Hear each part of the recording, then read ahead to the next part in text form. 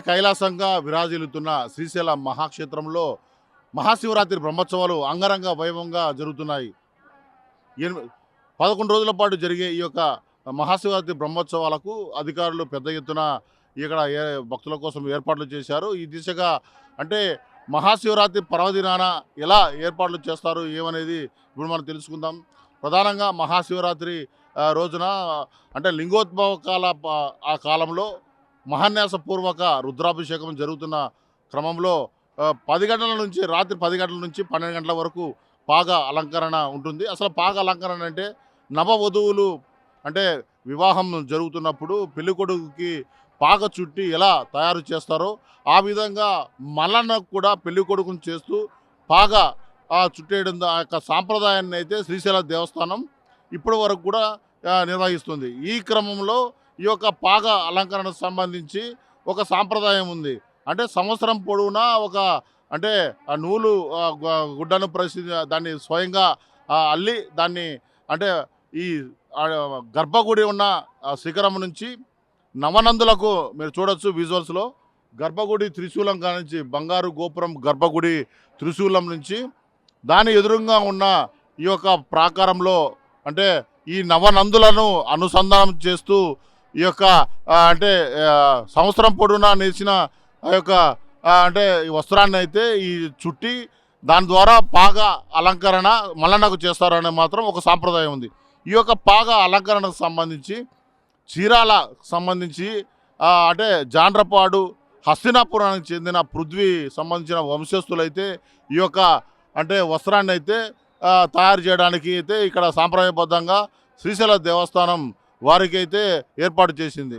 ప్రస్తుతం అయితే ఆ యొక్క పృథ్వీకి సంబంధించిన వెంకటేశ్వర్లు అనే అంటే ఆ వ్యక్తి సంవత్సరం పొడవునా ఆ కుటుంబం సంవత్సరం పొడవునా ఒక మూర చొప్పున 365 రోజులకు గాను 365 మూరలకు సంబంధించింది అయితే స్వయంగా ఈ యొక్క వస్త్రాన్ని నేసి ఇక్కడ తీసుకొస్తారు. ఈ యొక్క నేసే క్రమంలో అంటే మూర ప్రతిరోజు కూడా శాకాహారాన్ని సేవించి భక్తి శ్రద్ధలతో అలాగే నియమ నిబంధనలతో అంటే ఈ యొక్క వస్త్రాన్ని అయితే స్వయంగా అంటే మగ్గం పైన నేచి ఈ యొక్క వస్త్రాన్ని అయితే తీసుకొస్తారు.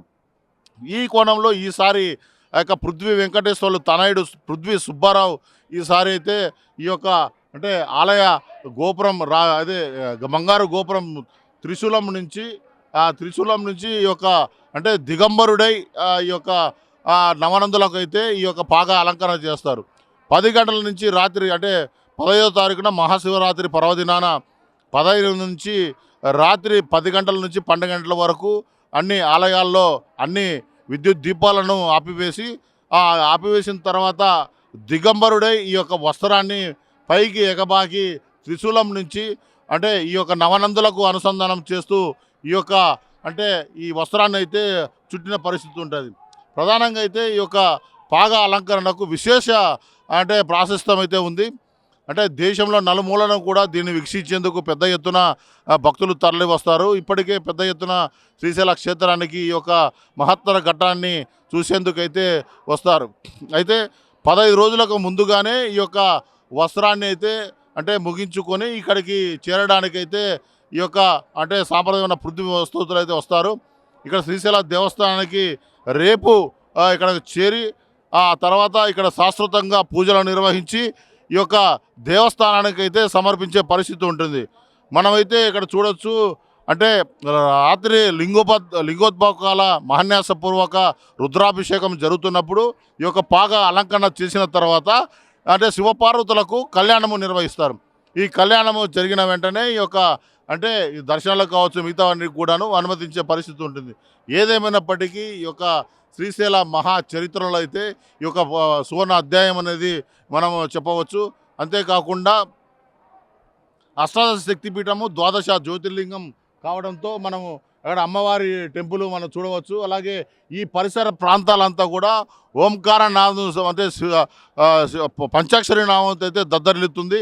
ఈ యొక్క అంటే సరౌండింగ్ ప్రాంతం అంతా కూడా మనం చూడవచ్చు. అక్కడ మెట్లు కావచ్చు ఆ దేవాలయం అవతల కావచ్చు ఈ పరిసర ప్రాంతాలన్నీ కూడాను పెద్ద ఎత్తున ఈ యొక్క అంటే భక్తులతో నిండి కిక్కిసిపోతుంది.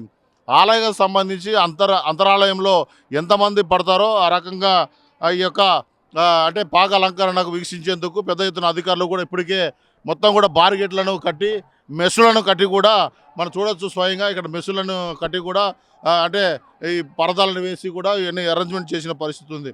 ఏదేమైనటికీ ఈ పాక అలంకరణకు సంబంధించి అంటే కట్టుదిట్టమైన భద్రతను అయితే నిర్వహించేందుకు జిల్లా ఎస్పీ అలాగే ఈ యొక్క కలెక్టర్ రాజకుమారి కూడాను పెద్ద ఎత్తున అధికారులను సన్నద్ధం చేశారు. ఎటువంటి ఇబ్బందులు కాకుండా భక్తులకు భద్రత కలిగించాలని, అలాగే ఈ యొక్క పాక అలంకరణకు విఐపీలకు కూడా లిమిటెడ్ టికెట్లనే జారీ చేస్తున్నారు. సాయంత్రం 6 గంటల నుంచే ఇక్కడ లోపలికి వెళ్ళేందుకు కూడాను ఈ యొక్క అంటే భక్తులకు వెళ్ళేందుకు ప్రత్యేక ఏర్పాట్లను అయితే ఇప్పటికే అధికార యంత్రాంగం అయితే చేసింది. ఇక్కడ ఈవో శ్రీనివాసులు కావచ్చు, మన ధర్మకర్తల మండలి చైర్మన్ పోతుగుంట రమేష్ నాయుడు, అలాగే సభ్యులు కూడా పెద్ద ఎత్తున ఈ ఏర్పాట్లను చేసేందుకు కూడా పెద్ద ఎత్తున కూడా ఇక్కడ కష్టపడిన పరిస్థితి ఉంది. ఏదైనప్పటికీ ఆలయ భద్రతాధికారి సిఎస్ఓ శ్రీనివాసరావు, అలాగే అంటే ఆలయ సంబంధించిన సిబ్బంది కూడా నిర్విరామంగా కష్టపడుతున్న పరిస్థితి ఉంది. ఇప్పటికైతే దర్శనాలు కూడా సజావుగా సాగుతున్నాయి. ఏదేమైనప్పటికీ ఈ యొక్క శ్రీశైలం మహాశివరాత్రి బ్రహ్మోత్సవాలు అంగరంగ వైభవంగా జరుగుతున్నాయి. ప్రతి ఒక్క భక్తుడు భక్తి శ్రద్ధలతో ఇక్కడికి వచ్చి శివపార్వతులను దర్శించి ఈ బ్రహ్మోత్సవాల్లో పాల్గొనాలని దేవస్థానం యంత్రాంగం అయితే భక్తులకు పిలిపించిన పరిస్థితి ఉంది. కెమెరామెన్ వెంకట్తో శ్యామ్, మెగా 9 టీవీ, శ్రీశైలం, నంద్యాల జిల్లా.